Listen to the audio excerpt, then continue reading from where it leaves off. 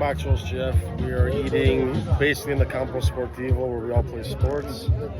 And I'm deciding to do a food review on lasagna. They gave us an antipasto, other stuff, but why not? Let's do a little review on lasagna. Meat sauce, a little cheese in here. A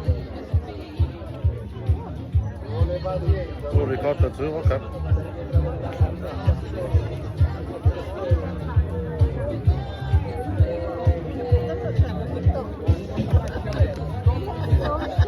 I'm doing a video right now, yeah, with my mom and my dad and their friends.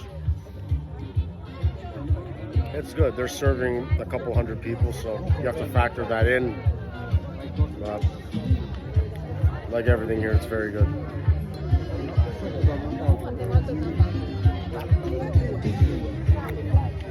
I put an MC Hammer, can't touch this 5 minutes ago, so the American Canadian influence always there. Way more American, obviously. Okay. Best part is the crunchy top.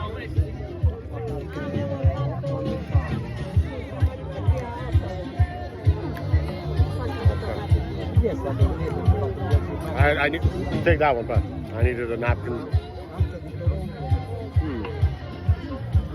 Very nice.